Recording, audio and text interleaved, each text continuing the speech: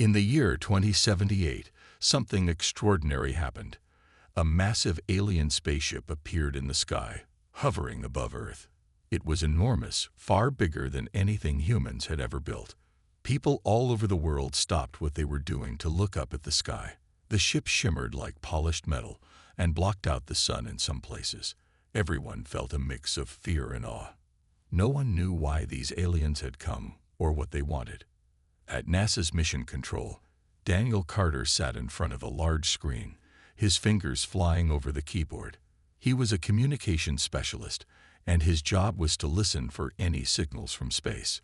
Beside him stood Rachel Morgan, an astrophysicist who had spent years studying stars and planets. She adjusted her glasses as she stared at the data streaming in from satellites. Both of them were trying to figure out what the alien ship was doing. Then it happened. The aliens sent their first message. It wasn't in their language, but in broken English. The words flashed across the screens in front of Daniel and Rachel. "Your species is weak. You will be cataloged and ignored." The room fell silent. Everyone froze. Weak, ignored. What did that mean? Was this some kind of warning? The message spread quickly around the world. News channels repeated it endlessly. Governments held emergency meetings. People argued about what to do next. Some thought they should try to talk to the aliens. Others believed they should prepare for war. But before anyone could decide, the alien ship started scanning Earth. Bright beams of light shot down from the vessel, sweeping across cities, forests, and oceans. It looked like the aliens were taking pictures or collecting information. Daniel leaned back in his chair, rubbing his temples. "They're treating us like animals," he muttered. "Like we're not even worth talking to." Rachel didn't answer right away. She was staring at the data coming in from the scans. Something about it didn't make sense. "Wait a second," she said suddenly. "Look at this." She pointed to a graph on her screen.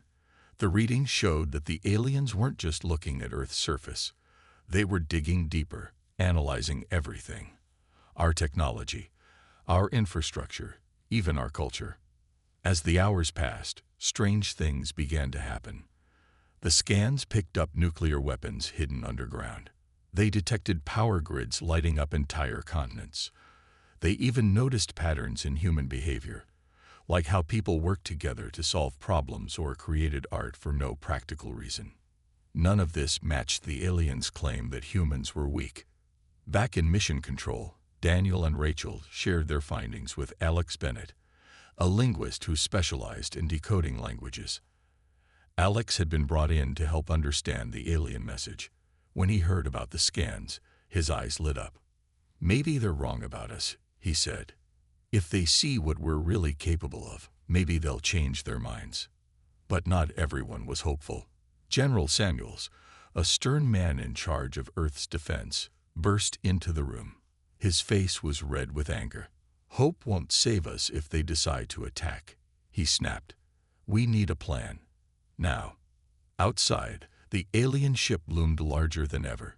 Its presence filled the sky, reminding everyone how small and vulnerable they were. Yet deep down, Daniel couldn't shake the feeling that there was more to this story. Maybe the aliens didn't know everything about humanity yet. And maybe, just maybe, humans still had a chance to prove them wrong. The alien scans continued for hours, sweeping across Earth like a spotlight. Each beam of light revealed more about the planet and its inhabitants. At first, the data seemed ordinary. Mountains, rivers, cities. But then something unusual caught the attention of the alien scientists on board their massive ship. Beneath the surface, they found networks of tunnels filled with machines capable of unimaginable destruction. They detected satellites orbiting the planet, advanced computers running complex simulations, and even traces of humanity's attempts to explore space. Commander Vrax, the leader of the alien expedition, stared at the reports with growing unease. He was a tall, insect-like creature with shiny black exoskeleton and multifaceted eyes that glimmered in the dim light of the ship's control room. Beside him stood Zern, his chief scientist, who nervously adjusted the sensors as new information poured in. "This doesn't add up," Vrex said, his voice low and raspy. "They appear primitive on the surface, yet their technology rivals ours." Zern hesitated before responding. "There's more, Commander," he admitted.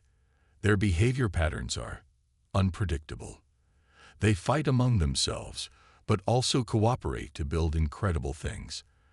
They create art for no practical purpose, and they seem driven by emotions we cannot fully understand." Vrax's antennae twitched in irritation. Emotions were foreign to his species. To them, logic ruled everything. Emotions were seen as weaknesses, distractions that clouded judgment. Yet here was evidence that humans thrived because of them. It made no sense. Meanwhile, back on Earth, Daniel Carter and Rachel Morgan worked tirelessly to piece together clues from the aliens' activities. With Alex Bennett's help, they intercepted fragments of the invaders' internal communications. Using software Alex had developed, they translated bits and pieces of the alien language. Slowly, a clearer picture emerged. "They're confused," Alex explained one evening as the three of them huddled around a computer screen. "They thought we'd be easy to dismiss, but now they're not so sure." Rachel nodded, her brow furrowed in concentration. "It's like they didn't expect us to have nuclear weapons or space stations, or anything remotely advanced." Daniel leaned forward, resting his elbows on the table. "Maybe that's our chance," he suggested. "If we can show them what we're really capable of, maybe they'll leave us alone." Rachel hesitated. "Or maybe they'll see us as a threat and attack." Alex shook his head. "We don't have a choice. Sitting here doing nothing isn't going to help anyone." As the days passed, the trio devised a risky plan. They would gather examples of humanity's greatest achievements and broadcast them directly to the alien ship. Footage of astronauts landing on the moon, scientists curing diseases, artists painting masterpieces. All of it would be sent as proof of human ingenuity and resilience. But embedding encrypted messages within the transmission was crucial. These messages would explain humanity's values: creativity, compassion, and determination. General Samuels reluctantly approved the idea, though he remained skeptical. "If this doesn't work, we're out of options," he warned during a tense meeting. His tone was grim, but Daniel could tell the general wanted to believe there was still hope. Finally, the moment came. The team activated the broadcast, sending waves of data toward the alien ship. For hours, there was no response. People around the world watched anxiously, unsure if their efforts had been noticed. Then, suddenly, the alien ship reacted. A small probe detached from the mothership and descended toward Earth. Daniel, Rachel, and Alex exchanged nervous glances. Had their message worked, or had they just provoked the aliens further? Whatever happened next, one thing was certain. Humanity's fate now rested in the hands of those aboard the alien vessel, and in the courage of those willing to face them. The alien probe descended silently, its sleek metallic surface glinting in the sunlight as it made its way toward Earth. It landed near Mount Everest, one of the planet's most remote and challenging locations. The choice of landing site puzzled everyone. Why would the aliens send their probe to such an isolated place? Daniel Carter stared at the live satellite feed showing the probe resting on the icy terrain. "They're testing us," he said quietly. "This isn't random." Rachel Morgan agreed. If they wanted to attack or communicate directly, they could have done it anywhere. But this feels like a challenge. She leaned closer to the screen, her sharp eyes scanning the footage. "We need to figure out what they want." General Samuels wasted no time assembling a team to investigate. He turned to Ethan Cole, a seasoned mountaineer known for his calm demeanor under pressure. "You're going in," the general said firmly. "Take a small group with you. Find out what that thing is doing there." Ethan nodded without hesitation. He had faced danger before, but this was different.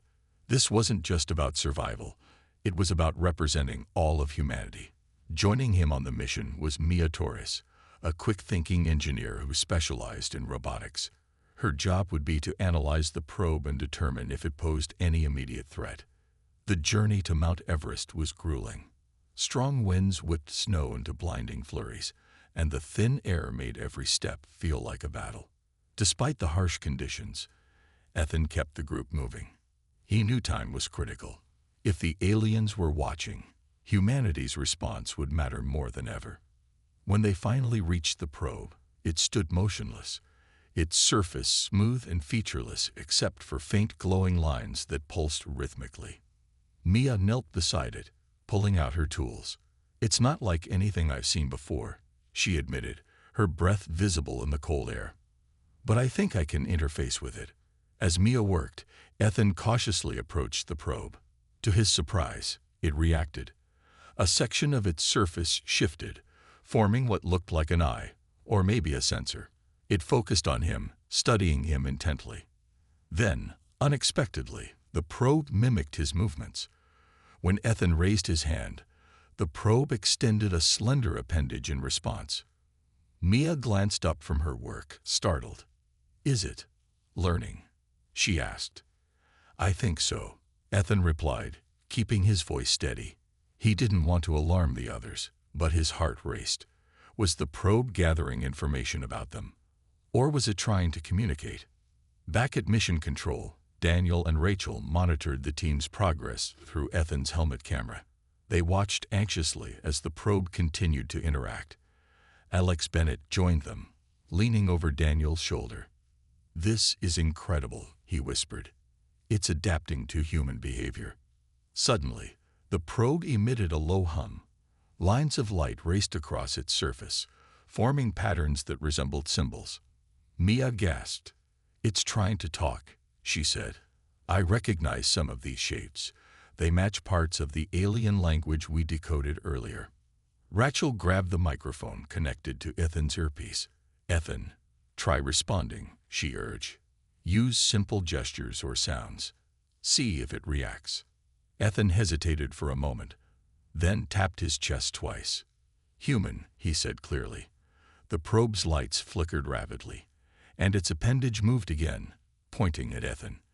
Then it repeated the same gesture, tapping itself twice, and emitted a series of soft tones. "It understands," Mia exclaimed, her face lighting up despite the freezing temperatures. "It's identifying itself." For hours, the team experimented with basic communication. Each interaction revealed more about the probe's purpose. It wasn't just collecting data, it was learning. The aliens had sent it to observe humanity up close, to gather information beyond what their scans could provide. But just as things seemed to be going well, the probe abruptly stopped responding. Its lights dimmed, and the humming ceased. Before anyone could react, it self-destructed in a flash of light, leaving nothing behind but scorched snow. Ethan shielded his eyes, stunned by the suddenness of it all. At Mission Control, Daniel, Rachel, and Alex exchanged worried looks. What did this mean? Had the probe completed its mission, or had the aliens decided they'd learned enough and deemed humanity unworthy? One thing was clear: the game had changed. Whatever came next, humanity would need to be ready. After the probe's sudden self-destruction, an uneasy silence fell over Earth. The team on Mount Everest stood frozen for a moment, staring at the spot where the alien device had been. Ethan Cole clenched his fists, frustration bubbling inside him. They had been so close to understanding it, to making some kind of connection. But now, all they had left were questions. Back at Mission Control, Daniel Carter slumped in his chair, rubbing his temples. Rachel Morgan paced the room, her boots clicking softly against the floor. "They're watching us," she said finally, breaking the quiet. "That probe wasn't just learning. It was testing us." Alex Bennett nodded, his eyes glued to the data streaming in from Ethan's equipment before the probe vanished. "It recorded everything," he said. "Our reactions, our attempts to communicate, maybe even how we think." General Samuels entered the room, his face grim. He didn't need to say anything. His expression said it all. The aliens weren't done with Earth. Whatever came next would determine humanity's fate. Days passed without any sign of the alien ship or further contact. People around the world grew restless. Some demanded action, while others pleaded for patience. Governments held emergency meetings, but no one could agree on what to do. Amid the chaos, Daniel, Rachel, and Alex worked tirelessly to decode fragments of the probe's final transmission. It wasn't much, but it gave them hope. They discovered that the aliens were reconsidering their initial judgment of humanity. Then, unexpectedly, the alien ship responded. A new message appeared on every screen across the globe. This time, it was clearer: prove your strength, or prepare for annihilation. The words sent shockwaves through humanity. Fear spread like wildfire, but Daniel saw something else in the message: an opportunity. They're giving us a chance, he told Rachel and Alex later that night. They don't know what to make of us yet. If we can show them what we're truly capable of, maybe we can change their minds. Rachel hesitated. But how? What does strength mean to them? Is it power? Technology? Something else? Alex leaned forward, his voice firm. It's not just about weapons or machines. Remember what we learned from the probe. It reacted to empathy, curiosity, cooperation. Maybe that's what they're looking for. Daniel nodded. We need to send someone to their ship. Someone who can represent humanity, not just with words, but with actions. The idea was risky, almost suicidal, but General Samuels reluctantly agreed. He assembled a small team led by Ethan and Mia, who had already proven themselves on Mount Everest. Their mission was simple yet terrifying: infiltrate the alien ship using stolen teleportation coordinates and plant a device capable of broadcasting Earth's collective consciousness, a vivid display of human emotions, dreams, fears, and achievements. Ethan and Mia trained hard, preparing for the unknown. They practiced handling simulated versions of alien tech, studied possible scenarios, and rehearsed their plan over and over. Despite the danger, both felt a strange sense of purpose. If they succeeded, they might save billions of lives. Finally, the day arrived.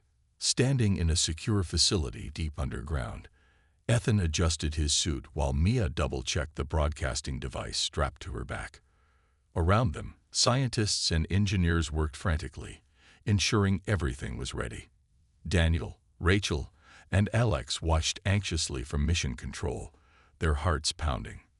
Remember, Rachel said over the comms, her voice steady despite her nerves. You're not just showing them our technology. You're showing them who we are. Courage, resilience, hope. That's what matters most. Ethan took a deep breath. Nodding. We won't let you down, he replied. With a flash of light, the teleportation sequence activated. In an instant, Ethan and Mia disappeared, leaving behind the only world they'd ever known. As they materialized aboard the alien ship, surrounded by glowing walls and strange machinery, they exchanged determined glances. Whatever lay ahead, they were ready to face it, to prove that humanity was more than the aliens had assumed. And so, the final chapter began. Ethan and Mia materialized in a vast, dimly lit chamber aboard the alien ship. The air felt heavy, almost electric, and strange hums echoed around them. The walls shimmered like liquid metal, shifting faintly as if alive. Both of them froze for a moment, taking in their surroundings. It was nothing like Earth. Everything seemed otherworldly, unpredictable. This is it, Ethan whispered, gripping the device strapped to his belt. His voice was calm, but his heart raced. He glanced at Mia, who nodded silently. They had trained for this, but no amount of preparation could fully ready them for what lay ahead. The first thing they noticed was the absence of any visible aliens. The ship was eerily quiet, save for the low hum that filled the space. As they moved cautiously forward, the floor beneath their feet rippled slightly with each step, as though responding to their presence.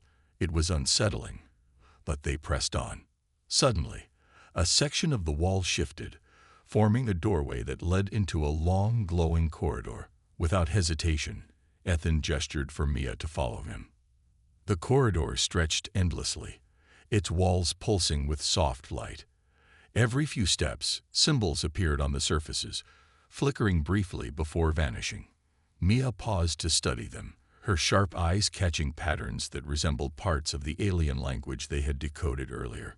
"They're watching us," she murmured. "These symbols, they're analyzing us." Ethan tightened his grip on the device. "Let's keep moving. We don't have much time."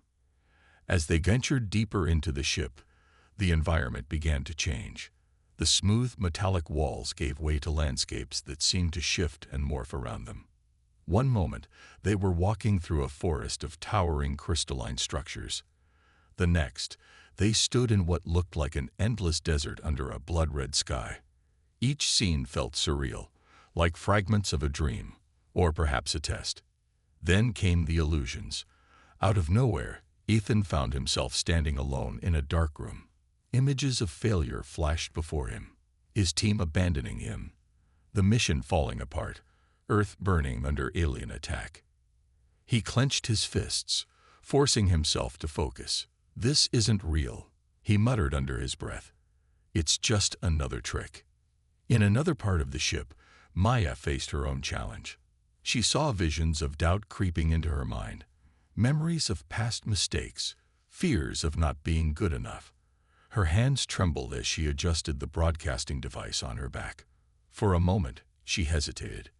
But then she remembered why she was here. "I'm stronger than this," she whispered, her voice firm despite the weight of her emotions. Both Ethan and Mia pushed through the mental trials, their determination unwavering. Slowly, the shifting environment stabilized, leading them to a massive chamber at the heart of the ship. In the center of the room floated a glowing orb, pulsating with energy. It was the ship's core, the source of its power and intelligence. Maya stepped forward, her engineering instincts kicking in. "This is where we need to plant the device," she said, pulling out the small transmitter. With careful precision, she attached it to the base of the orb. The moment she activated it, waves of light radiated outward, carrying the broadcast of humanity's collective consciousness, emotions, memories, hopes, and dreams, all streaming directly into the alien systems. Ethan stood guard, scanning the room for any threats. For a while, nothing happened. Then, the orb began to glow brighter, vibrating with increasing intensity. A deep, resonant hum filled the chamber, growing louder by the second. Ethan and Mia exchanged worried glances. Had they succeeded, or had they triggered something catastrophic? Before they could react, the entire ship shuddered violently. The walls around them dissolved into streams of light, and the air crackled with energy. Ethan grabbed Maya's hand, holding on tightly as the ship seemed to collapse inward. Then, just as suddenly as it began, everything went still. When the light faded, Ethan and Mia found themselves back in the secure facility on Earth. Scientists and engineers surrounded them, cheering and shouting in relief. Daniel, Rachel, and Alex rushed forward, their faces filled with disbelief and joy. "You did it," Rachel said, tears streaming down her face. "You showed them who we are." But Ethan shook his head. "We don't know yet," he replied. "We've sent our message. Now we wait." High above Earth, the alien ship remained silent, its crew processing the flood of human experiences they had received. Humanity held its breath, waiting to see if their gamble had paid off, and whether the aliens would finally see them not as weak, but as worthy. For days, the alien ship remained in orbit, silent and unmoving. Humanity waited anxiously, unsure of what would happen next. The broadcast had been sent, carrying the essence of human emotions, dreams, and struggles directly into the alien systems. But would it be enough, or had Ethan and Mia's mission only delayed the inevitable? Back on Earth, Daniel Carter sat in mission control, staring at the screens that showed the looming alien vessel. His mind raced with possibilities. Rachel Morgan stood beside him, her arms crossed tightly over her chest. "They're thinking," she said softly. "That's what this silence means. They're trying to understand us." Alex Bennett nodded, pacing back and forth. "It's a lot to take in," he added. "We gave them everything. Our fears, our hopes, our mistakes. That's not something you process quickly. General Samuels entered the room, his expression unreadable. He didn't say anything at first, just watched the monitors showing the alien ship. Finally, he broke the silence. If they decide we're still not worth their time, we need to be ready. Hope won't save us if they attack. But Ethan and Mia refused to give up. After returning from the alien ship, they had become symbols of hope for humanity. People around the world followed their story, clinging to the belief that their bravery might make a difference.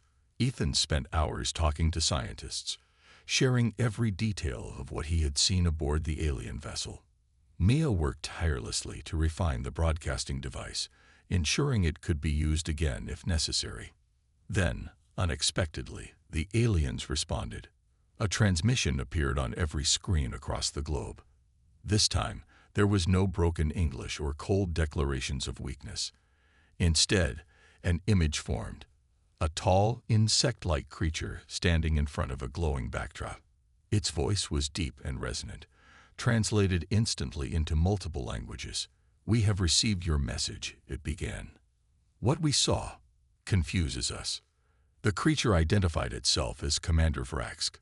It explained that the aliens had assumed humanity was primitive, driven only by survival and conflict.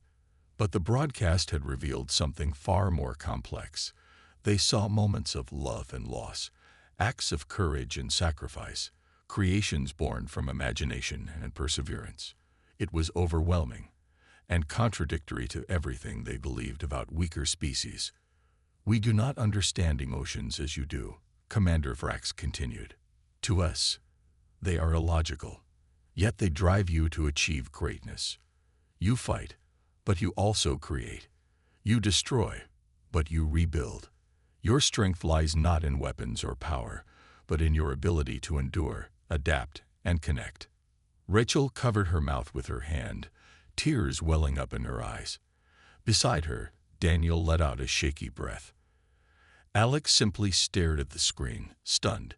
Even General Samuels seemed frozen, his usual stern demeanor replaced by quiet awe. Commander Vrax paused before speaking again. "We misjudged you. You are not weak.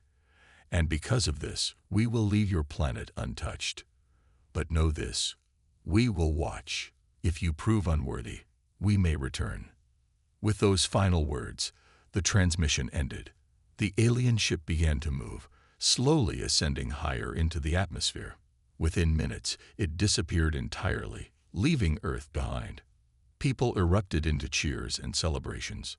Strangers hugged in the streets, and fireworks lit up the night sky. Humanity had faced its greatest challenge and survived. Ethan and Mia stood together outside NASA headquarters, watching the crowd celebrate. Neither spoke for a long moment. Finally, Ethan turned to Mia with a small smile. "Do you think we changed their minds?" he asked. Mia looked up at the stars, her expression thoughtful. "Maybe," she said. "Or maybe we just reminded them that even the smallest creatures can surprise you." As the world celebrated below, the vastness of space stretched above, a reminder that while humanity had won this battle, the universe still held countless mysteries waiting to be discovered. The days following the aliens' departure were filled with a mix of relief and reflection. Humanity had faced an unimaginable threat and emerged stronger than ever. Streets around the world buzzed with celebrations, but for those who had been at the heart of the crisis, life would never be the same. Ethan Cole stood on a quiet hill outside the city, staring up at the stars. The alien ship was long gone, but its presence lingered in his mind. Beside him, Mia Torres leaned against a tree, her arms crossed as she gazed at the sky. "Do you think they'll come back?" she asked softly. Ethan shrugged. "Maybe. But if they do, we'll be ready this time. We showed them what we're made of." Mia smiled faintly. "Yeah. And we gave them something to think about." That's more than anyone expected. Back at Mission Control, Daniel Carter sat in front of the monitors, scrolling through the data collected during the mission. Rachel Morgan joined him, carrying 2 cups of coffee. She handed one to Daniel and took a seat beside him. "What are you looking for?" she asked. "Answers," Daniel replied. "We got lucky this time. Next time, we might not have that luxury. I want to understand everything we can about them. How they think, how they operate." Rachel nodded. "It's going to take years, maybe decades, to make sense of all this. But it's worth it. They left us with knowledge, too. Remember? Those gifts. They're already helping scientists make breakthroughs." Indeed, the aliens hadn't left empty-handed. Before departing, they transmitted bundles of information to Earth, advanced technology, scientific formulas, and designs for clean energy systems. Humanity was still struggling to decipher most of it, but early experiments had already yielded incredible results. New medicines were being developed, renewable energy sources were becoming more efficient, and space exploration seemed closer than ever. Alex Bennett spent hours poring over the alien language, determined to unlock more secrets. He worked alongside linguists and engineers, piecing together fragments of the transmission. "They didn't just give us tools," he told Daniel one evening. "They gave us a chance to grow, to become better." General Samuels, meanwhile, focused on preparing Earth for future encounters. Though the aliens had promised to leave humanity alone, he knew better than to rely solely on hope. Under his leadership, global defense systems were upgraded and international cooperation reached levels never seen before. For the first time in history, nations worked together without hesitation, united by the shared experience of facing a common threat. As weeks turned into months, life slowly returned to normal, or as normal as it could be after such an event. People went back to their routines, but the lessons learned from the alien encounter stayed with them. Art, music, and literature began to reflect the newfound unity and resilience of humanity. Stories of Ethan and Mia's bravery inspired countless others to pursue careers in science, engineering, and exploration. One evening, Daniel, Rachel, Ethan, Mia, and Alex gathered at a small observatory on the outskirts of town.